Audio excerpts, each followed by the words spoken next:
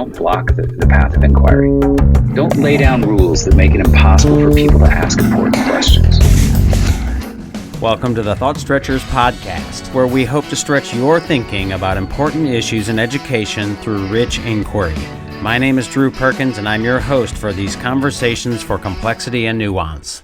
Hello again, and thanks so much for tuning in. A few housekeeping announcements. First of all, regarding our Thought Stretchers education community, if you're listening to this in a timely manner, which is published on March 13th, we have 2 online events coming up this week. Tonight we will host Ron Richhart in a book club author visit to talk about his book and Cultures of Thinking. That's at 7 o'clock Eastern Time, and there is still time to RSVP and join us if you are so inclined. And tomorrow afternoon, I'll be talking with progressive educator Alfie Cohn, who thinks that student-centered instruction is far superior to direct instruction and more traditional teaching. So the event there is Cognitive Load Theory, Evidence for Direct Instruction, or Science of Learning Mirage. Of course, we have several other events through the spring, so go to thoughtstretchers.org and check out the events page. You'll see them there. We are planning an event with Daman Harris, who's the guest in this podcast episode. That will hopefully happen in April, so please do stay tuned as we'll talk about anti-racism with him and one of the names mentioned in this podcast, Sheena Mason, and perhaps some others. I'd also like to remind you, if you are interested in project-based learning and want to come to Louisville, Kentucky in June, our PBL Grow 24 event is in early bird registration through the end of March, so you've got a couple more weeks to register if you'd like to join at the early bird rate, and we'd certainly love to have you. As always, all of our professional development offerings are at wegrowteachers.com. There you can find the school workshops and services and our PBL on-demand online course, as well as all of the blogs and all of our podcasts. Feel free to reach out to me at drew@thoughtstretchers.org. In this episode, I spoke with Daman Harris, who is the author of a book called The Antiracist School Leader, What to Know, Say, and Do. We started our conversation unpacking his journey to his current position as an educator and some of his background and how he got there. Before we got into the book, which certainly is an interesting read, as you'll hear, we explored some of the tensions between the ways that some of the words are defined and people's reaction to it and us versus them, tribalistic, partisan sort of response, and how some of those dynamics get in the way of making progress on some of these disparate outcomes that he mentions. We also talked about some of those tensions between the ways that people on the social justice left and anti-racist sort of movement might react to people who question or criticize their work, and how that plays into the dynamic of having better conversations or not having better conversations. And talked about our objective pluralism approach and how that classic liberal pluralistic viewpoint diversity is really important in actually moving this work forward. Again, a really interesting book, and as I said in our discussion, even if you are suspicious or critical of anti-racism as a concept, I would recommend taking a look at it, and hopefully this conversation will help you think more deeply about that. I am here with Daman Harris, who is the author of a book that we're going to talk about called The Antiracist School Leader. I think the subtitle, What to Know, Say, and Do, but he can correct me on that. I'm holding it in my hand here. He also has a day job, and I'll give him an opportunity to unpack that title a little bit. And as we were talking before we hit record, there's lots of words and pieces in it. So, Daman, welcome. I want to give you an opportunity, as I usually like to do, to say that hello and give folks a better idea of who you are and who they're listening to, and perhaps why they should listen to you. Salutations, Drew, and to the audience. It's great to be here. My name is Daman Harris, like Drew said. I am, during the day, the manager of the Professional Development Schools program, which is the student teacher college intern program in the school district, and IHE partnerships, institutions of higher education partnerships for Anne Arundel County, Maryland. That is our Anne Arundel County Public Schools, which is in Anne Arundel County, Maryland. We are between Baltimore and DC. We border Baltimore, about 85,000 students in 126 or so schools. of varying kinds and communities. And I have a few different points in my background, and my most recent title is of author of the Antiracist School Leader: What to Know, Say, and Do, that you can find on Solution Tree or Amazon. And I can talk more about my background if you'd like, or I can take a pause and let you talk, Drew. Yeah, well, I'll talk for a little bit, but yeah, I'd like to hear a little bit more. Like, what's your journey to where you are, and so your educational. I'm assuming this is not your first job in school, so I'm going to assume that. So yeah, tell us your genesis and journey to where you are at this point. Sure thing. I'll give sort of the truncated version to an extent. And I was born and raised in Wilmington, Delaware. It's an inner city community in the Philadelphia metro. Coming up through that, I got a degree, or I went to university for business. Got kicked out. While I was kicked out, I went back to work in the community center in which I grew up. While I was there, I was working with the Latchkey program, the before and after care program. My supervisor there, Ms. Heidi Beck, shout out to Heidi, she said to me, "You are great with kids. You should think about being a teacher." She helped me make some connections. I talked to some other folks. I got back in school as an education major, and that's how I got into teaching. Since then, that was in the early 90s. My first year teaching was 96. And since then, I've been in various positions in education. So I've had classroom positions. I've been whole building positions supporting behavior. I've been whole building positions supporting professional development. I've been in district positions supporting professional development. I've been an assistant principal and a principal. I'm an adjunct professor at 3 different spaces, and I've been at adjunct at a couple different IHEs beyond those. I've been teaching or working with folks in this lane of equity or anti-racism. I've been in that lane for about 20 years, so in the early 2000s, working with folks on that. And so I've written some things in blogs. I've written some things in a peer-reviewed research journal, written one thing that was peer-reviewed in research journal. And that was related in part to some of the work I do now on the side. I am also the co-director of the Building Our Network of Diversity project, or BOND project, which is a nonprofit organization that supports efforts to recruit, retain, develop, and empower Black and Latino men in education. So my peer-reviewed research was written around some of our work with that.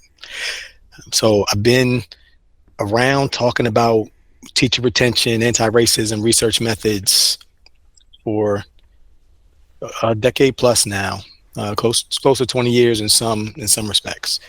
So it's been a great time. Yeah, well, quite a long and storied career. I am curious, to the extent that you care to share. I have some similar experiences, so I'm not asking with any malice, but you said you got kicked out of business school. I share with my daughter some of my foibles and shortcomings in my academic career and things like that. I'm curious, to the extent that you care to share, what was the reasoning behind that? Oh, no, it's awesome. So I came out of school, like I said, I was in Wilmington, Delaware. I had a scholarship I had an offer to play basketball as a scholarship at a smaller school, but I had a scholarship at a better academic school, and it was a larger school at the University of Delaware. I got an academic space there. When I got there, all I did was play basketball and party. I occasionally showed up to class, and I was really only a business major because I didn't want to be poor anymore. And in my mind, people who were in business weren't poor. So I really had no other models, not many models with respect to business majors. And so when I got kicked out of that school, I lasted 3 semesters, lost my scholarship and everything. And when I got back in, I had to work my way back in and make some connections with some folks who were in the education department. And one man in particular, James Shaw, he was working at the University of Delaware at the time, and he helped me get grants that were equivalent to my scholarship. So my mother still didn't have to pay for me to go to school. It was one of a 3 dozen life-changing instances that different people have poured into me along the way. Gotcha. Well, I was sharing with my daughters, as I have 15 and 16-year-old daughters. Of course, college is on the horizon, and thinking about that and how sort of proud of them I am. And they have good grade point averages, and they do put in a fair amount of academic work. And I was telling them how I was not exactly the same. I graduated high school with a 2.79, and I grew up in Michigan. I applied to Michigan State University, and they said, no, thank you. And so put me on a little bit different trajectory. I ended up in Michigan State, but after some junior college experiences, which actually is probably a very good thing, especially for me, but we all have our journeys. That's a fact. Yeah, so the position that you're in now, can you give a quick sort of elevator pitch or rundown of what are your day-to-day duties? What kinds of things are you responsible for there? Sure. So my division is, or my team is nestled within our division of professional growth and development. So I support directly our student intern program. So I liaise with a bunch of our college partners to make sure that their internship, well, my team does, but to make sure that their interns are in good spaces in our buildings, that we have high quality mentors, that our principals are supported and our principals are growing. So all of the different stakeholders who support those college interns who come in, my team directly works with them. My team also works with, or members of my team also work with our alternative certification for folks who are conditionally licensed. So we have in Maryland, there are a couple of different options for folks who are non-education sort of majors to get into the teaching field. And one of them is our own in-house certification program. And so my team handles that. So on a day-to-day basis, our folks are in there doing the work of connecting with the folks who were business majors, for example, and providing mentorship to them or teaching university courses to them that need to be taught.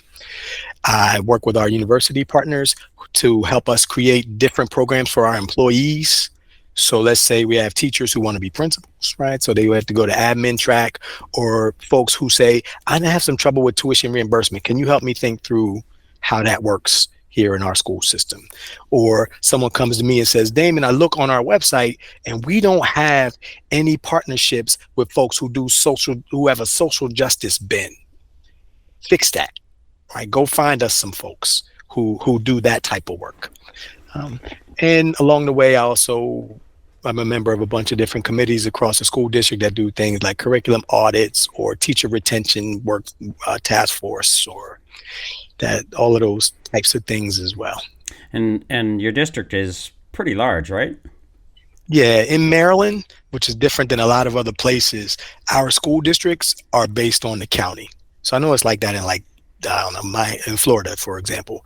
So they skew far larger. So we have, like I said, about 85,000 kids in our school district, and we are the 4th or 5th largest district in the state. Mm-hmm. There are 24 jurisdictions, 24 districts, all around, all within counties, except for Baltimore City, which is its own entity. Mm-hmm.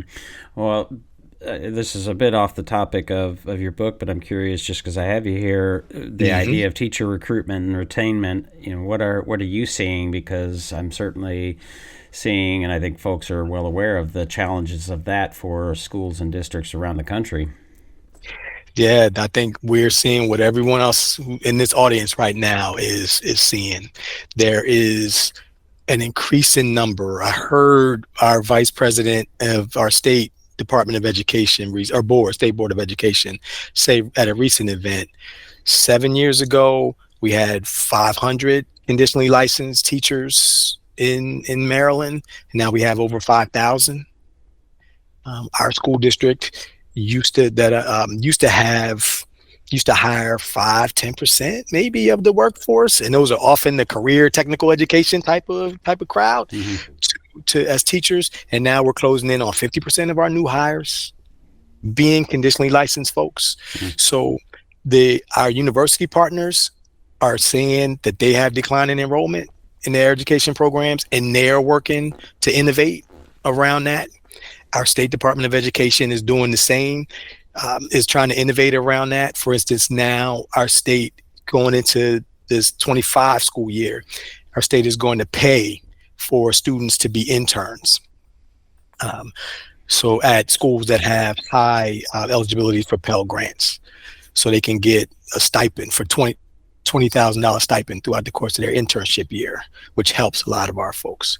We innovate with some of our university partners to hire some of our interns as long-term subs, for example. So yes, we are really seeing it. There's some promise in that. We haven't seen the data just yet, but I'm told that there'll be some data coming out during the spring or early summer of 2024 that indicates that a lot of our conditionally licensed folks are having similar impacts on students as our teachers who come out of our new teachers who come right out of educator preparation programs. So there's some promise in there with that, and there are probably going to be a bunch of different reasons for that. Not the least of which is that the cadre, the pool of folks that are conditionally licensed tend to come here already having had jobs and other careers, and now they have a set of skills that they can use to connect with folks that our new folk, or our 21-year-olds coming out of undergrad, our 23-year-olds might not have had just yet. So there's some pieces that are easier for them, although they still have to know, and they often have a lot of the content knowledge as well when they're coming here. So they're really just learning the pedagogy. So that's helpful. The other promise in that is, besides the fact that it's causing us to innovate, and innovation is often good, is that the group of folk, that pool of folks, initially licensed teachers, tends to have higher percentages of folks of color and folks who come from backgrounds that are diverse and not just all middle or upper class folks. And so that part is also a way to have some representation, folks who are already, and those folks tend to live in our communities by choice and not just because they're working here. And so now that's another reason why they may retain. So there are a bunch of different reasons why this is. We all know what's happening, but there are a bunch of reasons why this could be promising. Yeah, it is interesting. Well, let's talk about your book. Again, The Antiracist School Leader. I would maybe tend to ask what's your book about, but the title kind of says it. But what's the rundown? What are the reasons that you wrote the book, and what do you see as sort of the overarching, I guess, again, elevator pitch for it? Yeah, certainly. So I go around to talking about teacher recruitment, teacher retention, or equitable practices and that sort of work pretty regularly. And what I used to hear, when I still hear, I just have a different answer now, but what I hear is, we know that there are some things that are wrong.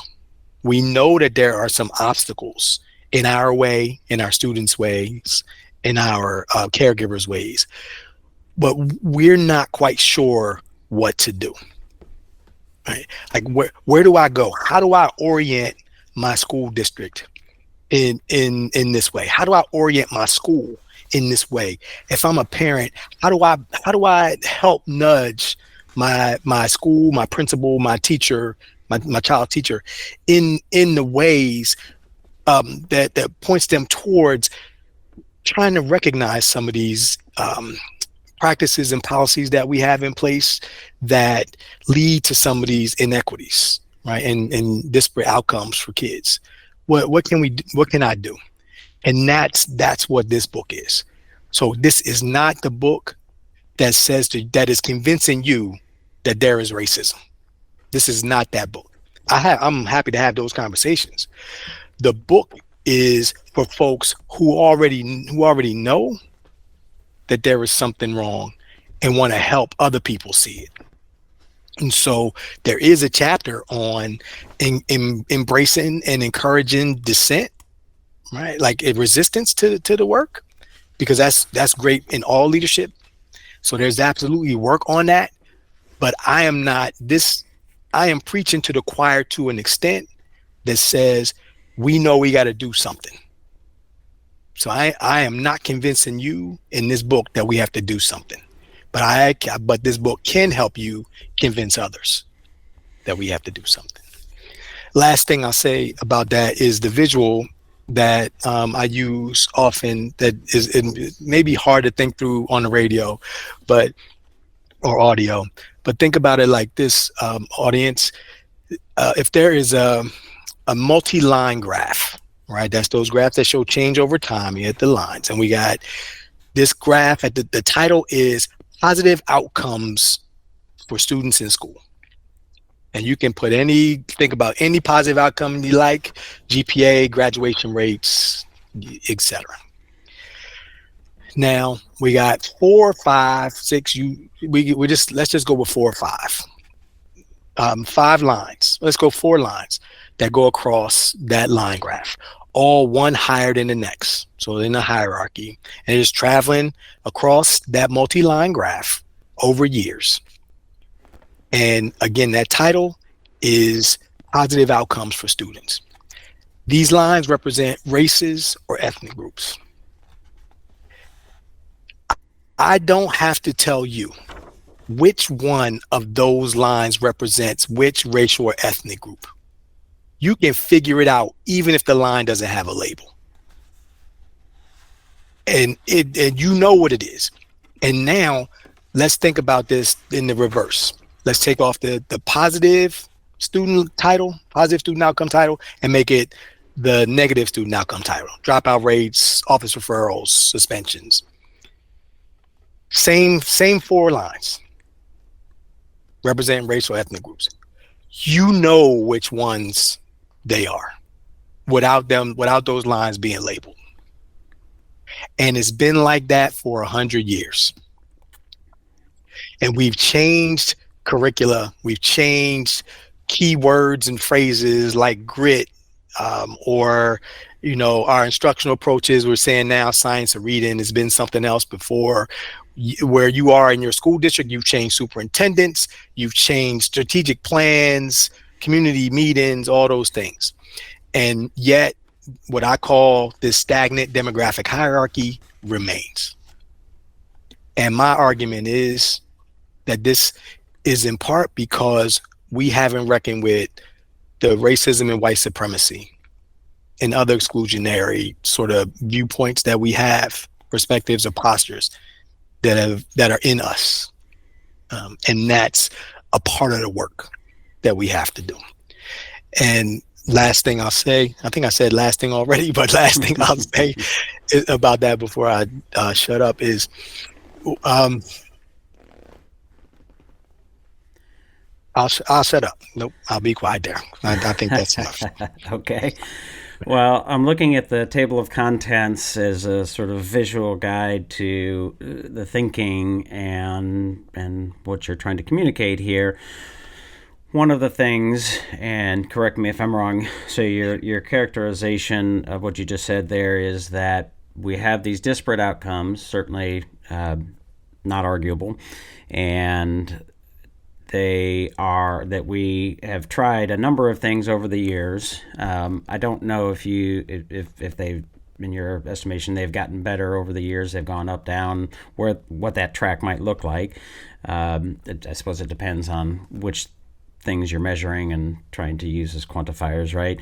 Yep. But that the idea that you're putting forth here in this book and in our conversation is that anti-racist, education is something that you see as the tool to help us move past that, to improve on those disparate outcomes, right? Yes. Okay. So the chapter 2 here is Cast an Anti-Racist Vision. If you could, and I think you did a little bit already with the visual that because I think the visual you're referring to is in that chapter, if I'm not mistaken. Mm-hmm. But give us a little bit more when you're talking about what do you mean by anti-racist vision? I know you talk a lot about Ibram X. Kendi in this book, certainly a quote-unquote controversial figure, kind of what that anti-racist vision looks like. You're pulling from Kendi and others, where that vision in your mind, how it might look and maybe even differ from some of those folks like Kendi. Yeah, and this stuff that in that chapter is more about the vision casting tools that folks can use. And so that first chapter is laying out more of the how folks can educate themselves on the topic and then demonstrate or the commitment to the work. And this is more like, what do I do? Like, where do I move? What am I thinking about with respect to the anti-racist practices? So stuff like, or casting vision about anti-racist leadership, stuff like being able to use accurate vocabulary, right, with this. So for instance, there are oftentimes people use the words nationality or nationality, culture, race, ethnicity interchangeably, right, when they're not. Right, race is I'm sure you've had guests on before. You've spoken about it. Race is not a biological construct. Correct. It's a social one. Mm-hmm. And so, insofar as Kendi was one of the folks that helped me to think through why race was even created. Right, and race was created only for this hierarchy, to create this hierarchy and to justify the subjugation of one group of people. That's why race exists. Right. So that is not the same thing as nationality. Right. That is not the same thing. Like this, there's no Ethiopian race. Right. Right. That's a nationality. And that's not the same thing as culture. So I don't use the phrase Black culture, right, or African American culture, or Canadian culture, right? I think about those as in some cases nationality, some cases races, ethnicities. So using accurate vocabulary is one way to make sure your vision is going to be clear. Incorporating storytelling and visuals, right, is another way to make sure that your vision is clear. And so, what I mean by that is, some folks have used metaphors with the storytelling or the visuals, and say, for example, the groundwater metaphor for how we manage race and ethnic disparities in schools. So do you think, well, I'll share what the groundwater metaphor is. I'm not familiar with that one, I don't think. Yeah, and so then folks can do it in their search, because it's not my idea. It's some folks in North Carolina. I can't think of the group right now, but this is their metaphor, mm-hmm. that I tend to use in this. I used in the book. So if you are a person who's a caretaker of fish, right, in a community, you go by and you're taking care of your fish in however way you're supposed to support them and help them grow. You notice that one of the fish is ill or dead. And so you're like, hey, what's going on with that fish? Let me check this out. Let me see if I can do some things to support the fish. Now you come back. Now we have 3 fish, 4 fish, 50% of the fish, right? Like a growing population of the fish are falling ill, that are under your charge. You would no longer be looking for the individual fish having issues and mutations. You be looking for the source of the broader cause, which could be the groundwater that is supplying that pond.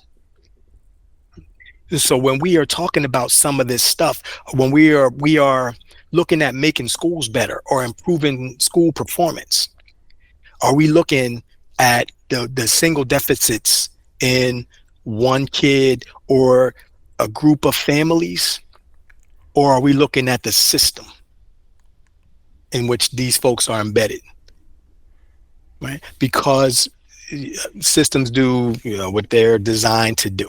And as my buddy Ashford Hughes in Metro Nashville Public Schools, he said to me recently, systems go in the system. right? So we know what that's happening.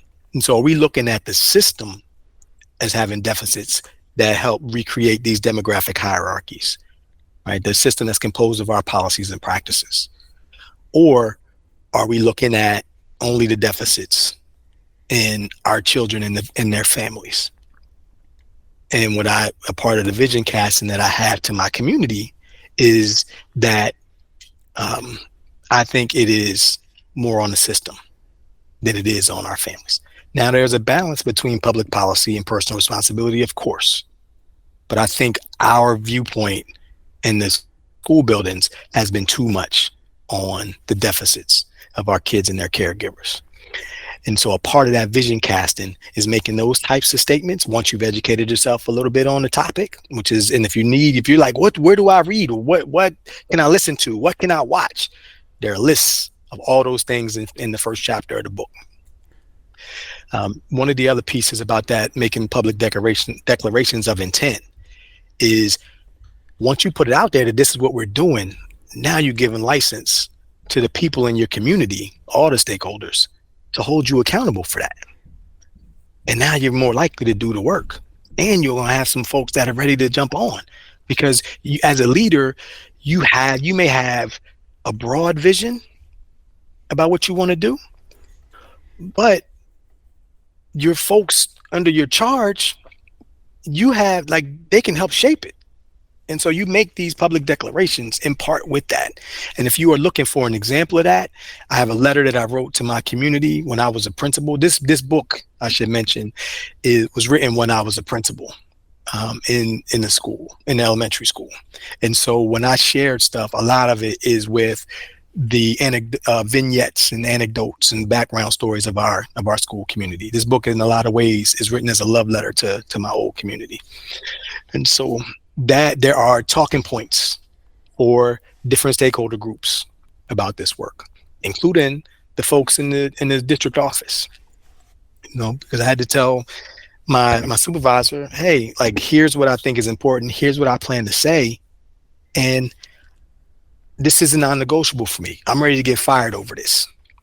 So, like, let's talk about how we can do this in a way that meets the needs that I now see that I have and my community has, what the school district needs. And we figured that out. And so that vision casting is about just those types of things, right? Using accurate vocabulary, how you build in storytelling and some visuals in the stuff you do. How do you make public declarations of intent for this work, and then invite people to help you shape the vision going forward? Yeah, so there's at least several chapters where you have, as you mentioned, sort of definitions, right? So I'm looking, I think it's chapter 1.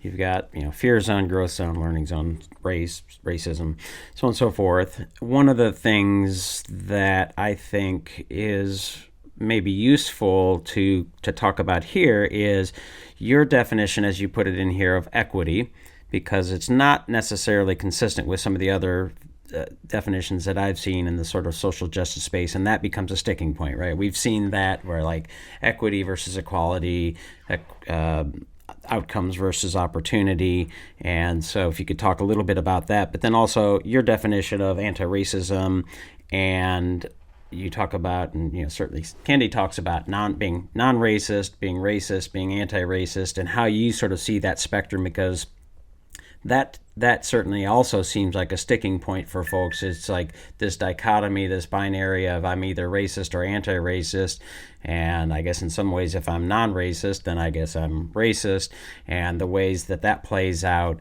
for folks as they try to think about and navigate this space of whether I'm an ally, whether I'm an enemy. I don't know what the opposite of ally is, but those kinds of things. So if you can kind of talk about some of those things. So yes, I guess I'll start with the feeling that some folks might have towards this, and it's in part in some of the work I talk about with the 4th chapter in encouraging, embracing resistance. So folks might be feeling, when we just start talking about this, like using the word racist, like feeling shame or anger, right? Or fear or guilt or just outright sort of or ambivalence, perhaps. And it's okay to feel all of those things, right? Like this isn't. It's Robin DiAngelo's White Fragility helped me think about my framing of this stuff a little bit too, where this isn't about you being the audience member feeling like, hey, somebody's calling me a racist, and now that means they think I'm evil and they're throwing me away, metaphorically. That isn't what this is, right? So it's okay to feel how you're feeling, and it's okay if you say something and it hurts somebody's feelings. That's okay, right? It's like if somebody did it for a different reason, or that hurt you in a different way, say, I'm sorry, I learned from it, and I'm moving on. Like, and folks can do that. That is definitely okay. So now I'll go into what I got in my mind about. Oh, one other thing about that. In the book, I say in a few different places, here are my definitions for these things. What are yours? Because you and I don't have the exact same definition in mind for equity, doesn't mean we can't do the work together. Because you and I don't have the exact same definition of racism or anti-racism, I don't have the same definition of it as Ibram Kendi, perhaps. But that doesn't mean we can't do the work together. When we have these types of feelings and these types of sort of different understandings of the work, it's because we have different life experiences. That's it. We have different life experiences that have led us to believe slightly different things, right? And in some ways, it may feel like they're diametrically opposed sort of things, but they're often not. But we have a lot of the same values. They just get displayed in different ways, right? And the behaviors we attach to the values we have don't always jive with somebody else's behaviors who claim to have the same values or similar values, right? And that let's say that's Jessica Nordell in The End of Bias. And all these things I'm naming, these different books, they're all in the book as references, so you can find them.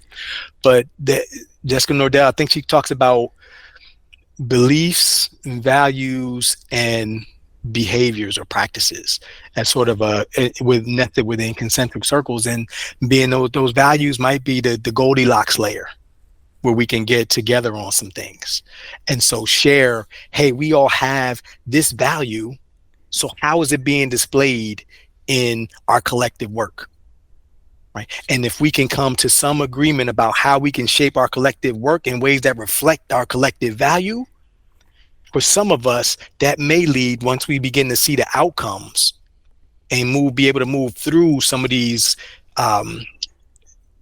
emotions that can stagnate the work, like shame and projection or anger, right, or deflection.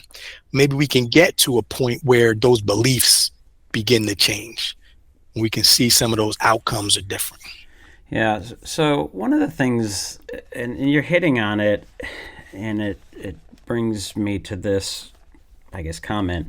So I think about the ways in which we can solve for some of these disparities that I'm in Louisville, Kentucky, and if you know anything about Louisville, Kentucky, the west end of Louisville is, primarily racialized black, and, certainly not as high socioeconomics as the East End, the academic outcomes being what you might expect, and the ways in which we seem to basically on a daily basis, there's lots of people who find that to be reprehensible, but what are we doing about it? Like, that's been a persistent problem for so many years that it's just, having worked in some of those schools and knowing the condition and the quality of some of the things going on there, it's just a tragic, we've got to solve for that. So when we think about how we approach that, one of the things that seems to me, and I try to help in this way, is this sort of us versus them tribalism and the ways in which that plays out. And you say, well, somebody calls you racist, then, what, I don't remember exactly how you put it, but like, let's just say people get really worked up over that, right? And in this work that I do and having these conversations where I'm trying to ask some hard questions, I always run the risk of somebody saying, oh, you're a racist or transphobe or something like that, right? Very much the same dynamic happens on the right if you challenge somebody like Donald Trump, oh, you're a rhino, or squish, or some versions of that, right? And those are terrible things to be called if that's your tribe, if that's something that you sympathize with, right? Yes, sir. And so trying to navigate that, and I have become, I mean, it's not like I want people to call me a racist. I certainly don't, right? Who would want that? But realizing, okay, so we're like, let's not take that as like, oh my gosh, that's the worst thing that you could ever say. I'm confident in my sense that I'm certainly not a white supremacist, neo-Nazi kind of thing, right? So I'm confident that that's not where I am. And maybe if somebody isn't confident, that feels more threatening. So when people are reading or hearing, and some of it certainly is narrative that's spun and things that we hear, but just to hear Ibram X. Kendi, hear Robin DiAngelo, hear racist, anti-racist, hear equity, all these trigger words, right? And, I'm reading your book and I'm seeing them. I'm like, okay, let me think a little bit here. I want to see what I can learn from this, see what you're actually saying. Because one of the things that I think we have to be able to do is to have these hard conversations. And to the extent that some of this stuff gets in the way, it really gets in the way of solving the problem and creates those tribes, and then says, well, if Daman Harris is writing a book about the Antiracist School Leader, I already know that he's on the other side. Or if he's citing Ibram X. Kendi or Robin DiAngelo, and I've read Robin DiAngelo, I disagree with a lot of what she said. Doesn't mean I shouldn't read it. That's interesting, right? I've talked with the 1619 Education Project folks. I don't agree with the central question, but it's a heck of a question. We should absolutely have those things into the conversation. But there does seem to me to be a sort of move that happens sometimes. I'm curious if how you see this, sort of those on the sort of social justice, and it's not just the social justice folks that do this, but though they are a group that sometimes comes back at those folks who ask questions with a really sincere, it's like, okay, you're attacking me, and there's a tribalism here, and you must be the enemy. You're not an ally. I mean, I've been called that. You're not an ally. Like, okay, well, I'm curious why you say that, but that dynamic, I'm curious how you see that playing out here. I mean, you talk about the resistance, right? How you see that playing out, and how we might overcome and work through that to actually solve some of these problems. Yeah. So let me start with the another person that references is Adam Grant, right? The organizational psychologist at University of Pennsylvania. So in this book, I haven't. Maybe his next book will be, or his current book will be in the next book, but this one I referenced was Think Again from a couple years ago that he wrote. And he wrote about how in part, about how folks can change their minds, or how we can help other people change their minds. And we say we often go to one of three frames. We go to preacher mode, we go to prosecutor mode, or we go to politician mode. And he says that preacher mode is, I'm going to tell you how I'm right, because I just know I'm right. Right. And that's why we need to believe what I believe. Right. And that prosecutor mode is, I'm going to change your mind, because I'm going to tell you how you're wrong. Mm-hmm. Right. All right. And that is definitely going to sway you. Once I point out all the deficits in your thinking, all the holes in your theories, now you're going to change your mind. Or the politician mode. We say, hey, look, let me show you how we can both win. Like, you can get some stuff for you and I can get some stuff for me, but I can really get some stuff for you if you come on to my side. Right. And that's how you can change your mind. And what Adam says is none of those things, the research that he lays out in his book, neither of those three ways is the most effective way to help shape somebody's thinking about a topic. He says we need to think like scientists. And that's how leaders need to approach the work we do. And so it is, how can we marshal some data together, and not necessarily all to shape one viewpoint, but actually have a conversation about the evidence that we all see. Right? And then how we can develop together a remedy to solve some of those evidence-based problems that we're pointing out. Now that means that everybody needs to have input on what the data is that we're collecting and what the questions are that we're asking. So we can get there through a different approach. And I'll stop there and take a step back to say, to hit on some of the points that you made earlier about why we do this, that tribalism piece. Mm-hmm. Because we are social animals, right? Like, people have to be in groups. There's no other way for us to be. We fall apart if we're not. And another book that's cited in there is Dolly Chugg's The Person You Mean to Be, who really lays that out. And she's cited in my book as well. So we just have to be members of groups. That's just what it is. And though when we are in those groups, it automatically creates an in-group, out-group dynamic. Right? So that's just a part of the human condition as well. So we have to form groups, and then we create this in-group, out-group experience. That's just a part of who we are. It's built into us. Now, there are ways we can try to check it and try to sort of mitigate some of the feelings that we have, but that just is what it is. And now those groups are like, we have so many different identities as people, right? Like, we have family identities, we have professional identities, we have social identities, we have political identities. Like, we have so many different identities. So we belong to a bunch of different groups, but we don't always see it that way. We have some groups of which we are a part that are higher than others.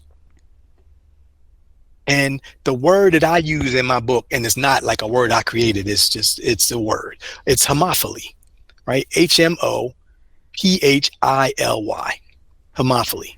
And what that means is, it is the tendency to gravitate toward the familiar. So we are forming those groups in the places, with the people with whom we feel the most familiar.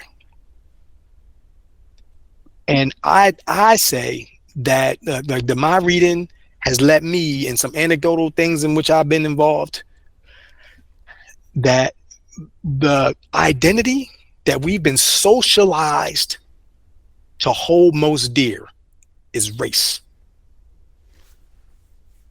So we are gravitating toward the familiar, and oftentimes race moves toward the top of that hierarchy of identities. And we are hardwired to know the similarities and differences. We can't get around it. It's just who we are. So it doesn't make us wrong. And in The Power of Us, another book in the reference, right? Jay Van Bevel and Dominic Packer, they share evidence from the studies that they've read and done that say we feel good when our in-group wins. We feel even better when the outside group loses. We get a bigger dopamine drip when the outside group loses. So if we are socialized to believe that race is the thing we need to hold most dear, that becomes our central in-group. We feel good when our race wins. We feel better when the outside groups lose. And it doesn't make you evil. It makes you human. And this is the work, right? That's the work. It's helping us understand that and helping us think through that. And so now it is, well, what do I do? How do I think through that?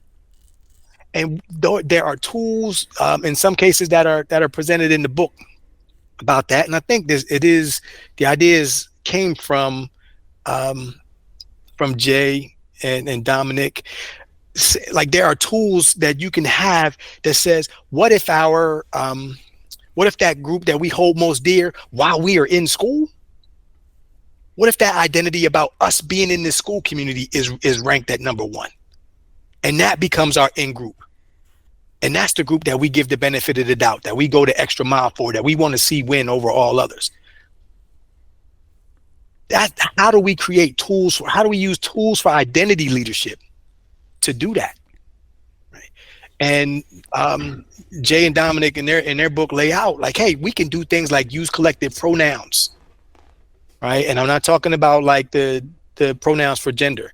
I mean, like, talking about we and us when we are in these books, and not them and they. Right. We can share personal stories, have each other share personal stories that signal some of the common virtues and values that we hold dear. We can elevate the common causes that we have, and not highlight all of the different differences. We can delineate between the lines of who's in our group, right, and who's our group. We can make it stark, and we can make it clear. And now those folks, and we can give ourselves collective targets to hit. That's how we can get through this. And so the people who think differently about the word equity or the word race or the word, you name it, I get it.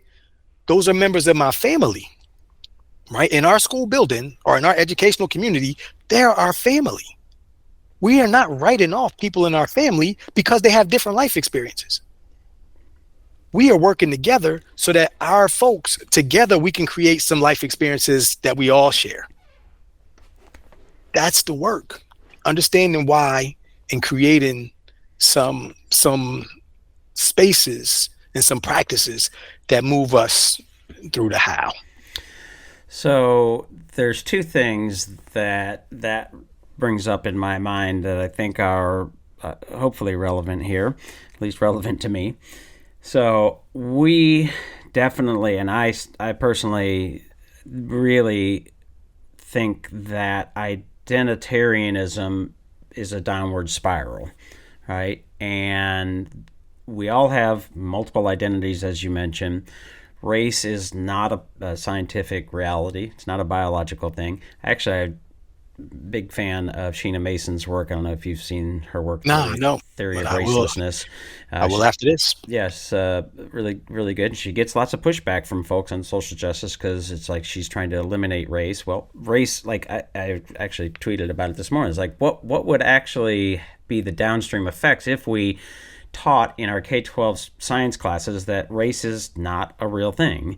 And how might that affect the ways that people think about these kinds of things? And one of the things that we really emphasize when we do SEL work, the identity process of formulation certainly is important. I don't want to say that it's not, but we want to make sure that we are leaning into our shared humanity, because while you and I might have melatonin differences, and certainly lots of other differences, we are both humans, and that's the tribe that we really need to emphasize over our shared humanity, right? And then everybody has their individual differences, and we belong to certain groups to the extent that we want to do that. And so really helping people understand that is, I think, super vital. One of the criticisms that I see and I have of some of the movements from sort of anti-racist social justice characterizations is that it leans really heavily into that identity formation, that race is really important, and that to me is a concern. So I'm curious about how you think about that. The second thing, which I think is related, is the ways in which you're talking about the disparate opinions and viewpoints and perspectives that we all have. And one of the things that we talk about and work with schools on is certainly inquiry, but more specifically this idea of objective pluralism, meaning that we have a set of understandings and knowledge that, as you said, knowledge is socially constructed. Right? We construct that basically almost like as a human social network. We come to consensus based on what we found scientifically. We agree on things. Sometimes we're wrong. In our conception of race, we are actually wrong. So how can we overcome that example? But that we do that by allowing and actually seeking out, as a scientist, a disparate and variety of viewpoints. And so we want to make sure that we are including that and including those and seeking those out and coming with a mindset of, I want to understand and be understood and be wrong for as short a time as possible. And another concern that I have about some of the pieces of, and I say this on the right and the left, but since we're talking about anti-racism, is generally more associated with the left, the roots that some of the theorists have in critical theory, which can be sort of hostile to sort of freedom of expression, speech, the idea of repressive tolerance and, sort of critical of sort of classic liberalism, those kinds of things. So to me, there's a conflict there that doesn't mean that those folks shouldn't have a seat at the table, but none of those ideas can say we are the only seat at the table. We have to allow, that we're bringing all of those perspectives. So I'm curious about those two things and how you think about those two tensions. So I'm not divorcing myself from race when the impacts are so stark. So I push back on folks that would say, like what you said, like identitarianism is a downward spiral. You're wearing a Michigan State hat, right? Like, so you have an identity, you're wearing it physically. Yeah. So like that stuff is a part of who we are. Sure. So what I'm saying is, like, we need to work, understand it, and work through it. So I'm cool with saying, like, hey, we don't have like, maybe we ought to have like racelessness as a conversation, and maybe we can try to figure out ways we build that into schools. I'm cool with having that conversation. I also want to make sure that folks are cool with having that conversation in ways that, as a school district leadership, we're pushing on all the other sectors of our community in that same way, because folks may not use the word race, but they'll use proxies for race. Right? And they'll look and see who has, a lot of the issues that we have are just with the other, right? Like, so whether you call it the left or the right, I don't like calling it that, because the folks who are over there, they're not a monolith, right? And it's the same on either side, and it's not even a side, right? Like, it's a sphere of folks, and so that stuff is us still finding ways to have another group, like an out group, right, to cast aspersions against. And what I'm saying is, that needs to be all of us having these types of conversations and understanding that we think the people who think in whatever way they think is because they haven't spent enough time around you, right? Because they haven't spent enough time around me, because we haven't spent enough time around them. We can shape our collective thinking the more we are willing to be open to talking to each other about this. If we say we have the same outcomes that are important, how can we get there? So that's sort of my thinking around racelessness, or the idea of that identity can't be or shouldn't be a thing. Because I don't know how we get around that as human beings. It's hardwired to know the similarities and differences. Yeah, no, I agree with that. And I would say what resonates with me is the way that Jonathan Haidt talks about it in one of his books, is that we all sort of have our circles that are, one might call identity, right? My Michigan State hat on my Michigan State circle, right? But what's the large, how can we draw larger circles, right? Oh, I'm with you. Right, that's including all of that, right? So, I might I'm going to not be able to include University of Michigan in my circle, but technically I should, right? Because we're Big Ten or something like that, Yes, right? sir. Yes, sir. And so how do we balance that tension and recognize those smaller circles, but not lose sight of those bigger circles? And the biggest one, of course, is our shared humanity, as I talked about earlier, right? And while, again, coming back to the idea of racelessness, and I think about that as an ideal. Like, if we were to say 100 years from now, it would be wonderful if we sort of embrace that as a concept. But that doesn't mean that we shouldn't and we can't recognize the historical piece of race and racism, and how that has and brought us and affects us in today.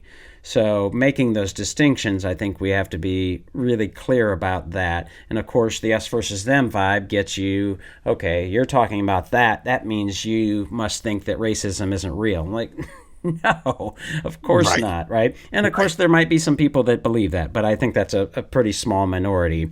The other piece that I mentioned, that I'd like to dive a little bit more on is this sort of application of liberal sciences plurality, the subjective pluralism.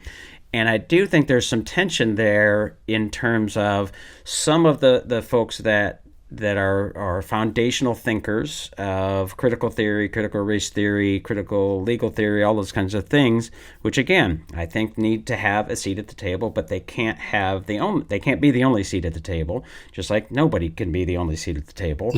And some of those tensions, and when we work with schools, trying to help teachers and educators and stakeholders understand those distinctions of, we want to make sure, I talk about a liberal authoritarianism.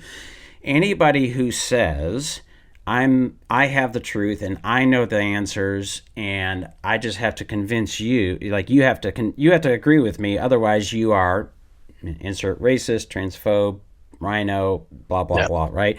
To me, those are lines of demarcation, and it's tricky because we want to make sure that those voices are still included, but also say that practice of illiberalism needs to be called out.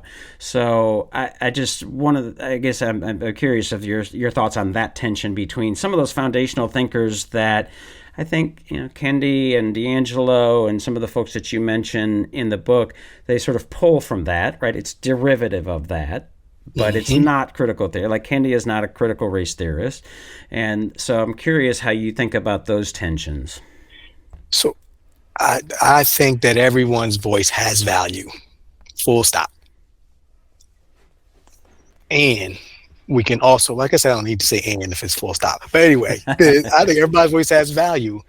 And so we all need to be able to come to the table. Adam Grant writes in the book, like something along the lines of, if you were about to have a debate with someone and, you each are trying to convince, the other of whatever, and you say to the other person, what evidence would it take for me to change your opinion? Right. And if that person says none, right, then there isn't anything that we can talk about related to that. Right. Right. Because you're operating on faith. Right? And so, and you are saying nobody else has value. There isn't anything I can do about that other than to invite you to the table and see if some of our collective experiences can, or ask to join your table, right? And see if we can have some collective experiences that'll shape both of us. So I disagree with anyone who says that anybody's voice doesn't belong at the table. These folks some folks would think that people like Moms for Liberty, for example, are using different tactics. They're using anti-racist principles. They're using the strategies in my book, right? Or anti-racist principles. They're saying we are looking at some disparate evidence of some disparate outcomes that we have on kids, or that we might have on kids, and they have a particular bend, like with the book is on race. In their case, is white kids, but they're saying there are some disparate outcomes on white kids when and if we employ these practices and policies. So we're going to collect ourselves together. We're going to organize and we're going to advocate for a different result. It's the same principles, right? Just played in going in a different direction. So all of us can be at the table having these same conversations about how, how we can benefit. All of us, we all have,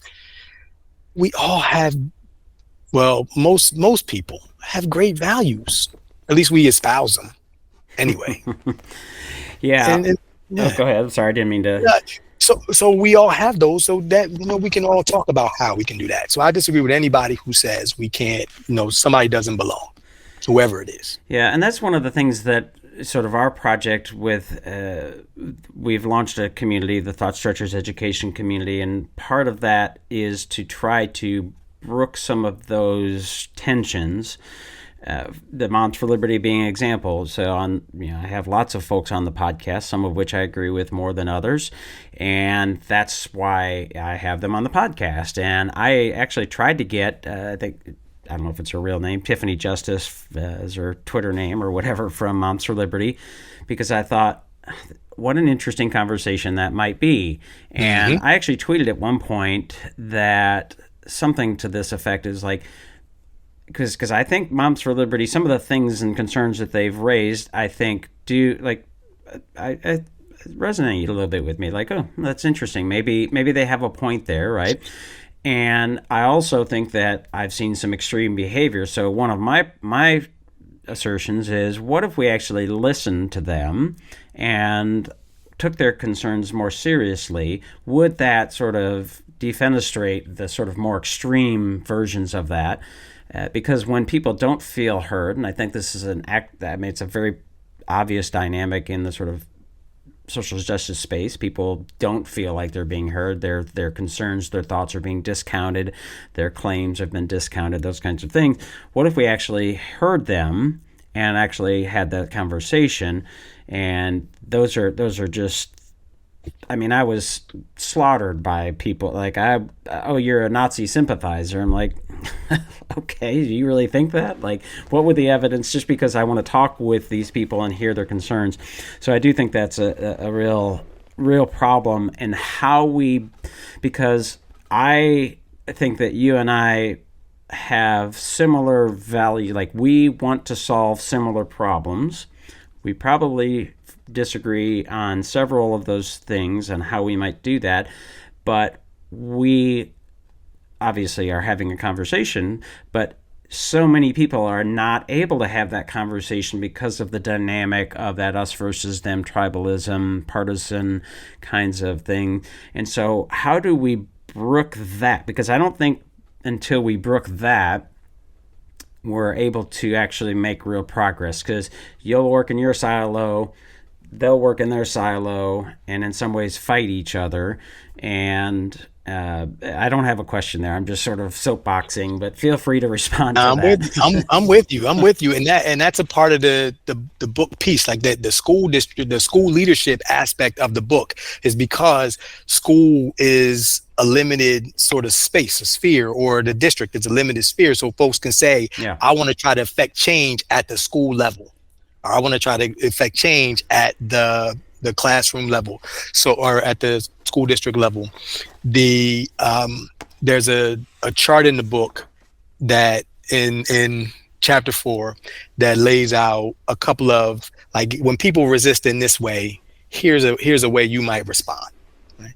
And so it ends at the social media stuff, right? Mm-hmm. Like when people just cast random stuff, out on social media, like, here's how you respond, you ignore. Right? Like that, because there's no win in that. Right? It's like Fred Jones said it with student behavior. You get involved in something like that, you are about to be the co-star of a play that is written, directed, and produced by somebody else, right? And it's going to be for their outcomes that's going to benefit, and that's not where I need to spend my energy. And I recommend folks who are doing this do the same, doing the school district work or school building work, same thing. Like, you focus on the community, and you say, this is us. And if folks want to come out to that building to have a community meeting and shout about stuff, or if folks want to come to the school board and come talk about the stuff or shout about the stuff, more decorum, I guess, in school board meetings some of the time. But like, if they want to do that stuff, then let's have a conversation, right? I'm mad because blank, like you just said with the Moms for Liberty example. Tell me more about that. Mm-hmm. Right? How's that impacting you and your children? Talk to me. Right. Like that's what that is. Now you don't really you get 2 minutes or 3 minutes at a board meeting to say your statement. But I think a lot of the other stuff, I'm not sure if there wouldn't be a different group that would arise, because some of these groups are political groups, or at least they're being leveraged by folks in politics or elected officials who just want to leverage the differences to get power. Right. And so there's some of that there. But within the school building or school district, you can use some identity leadership tools to try to help you to get it to us as being that in group and the folks in that building. Mm-hmm. Yeah, well, we've talked about several things, quite a few things here, but not specifics from the book. And I definitely think it's an interesting book, and folks should read it, even if they think they might disagree. But I want to make sure that are there things that we didn't talk about, especially any specifics that you want to talk about, things that you want to highlight in the book.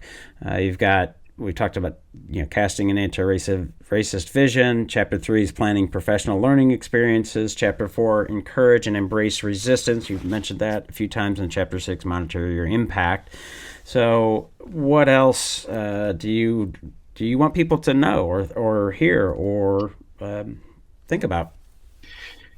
So I'd like folks to think, and I think a lot of things we've discussed are things that are in the book. Sure. And it was just awesome because sometimes folks will be having these same type of inner monologues while they're reading the book, like from your perspective or mine, or their own. So that this has been great for me, and it's an example of how folks can interact with this work.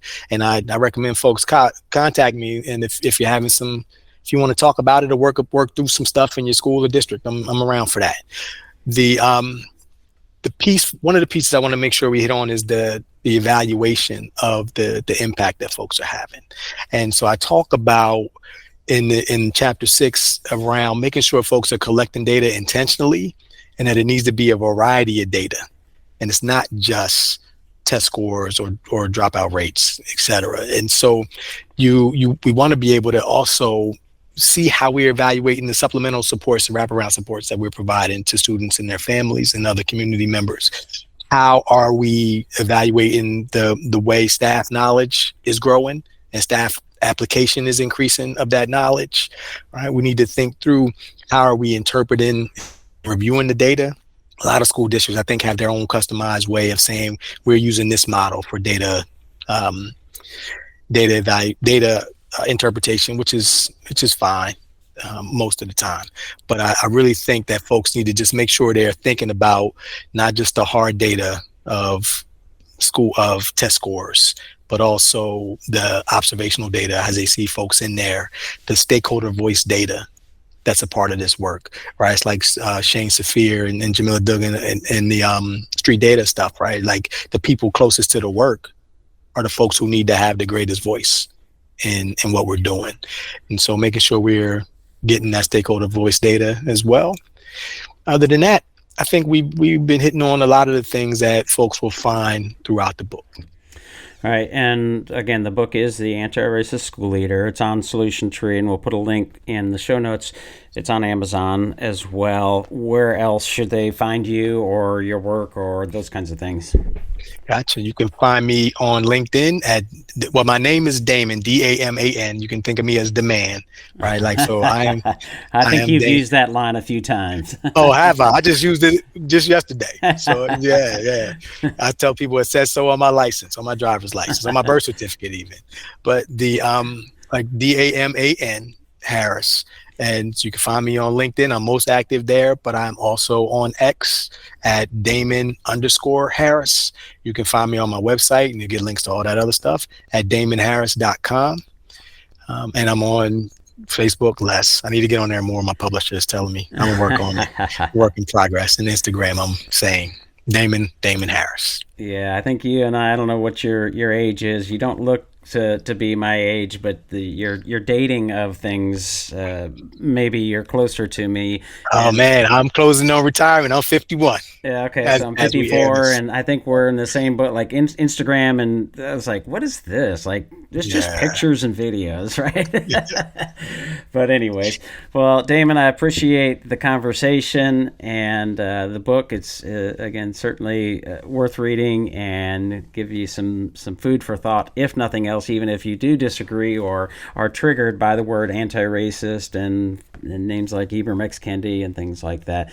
So I do appreciate it. Yes, sir. This was a great conversation, Drew. I appreciate you.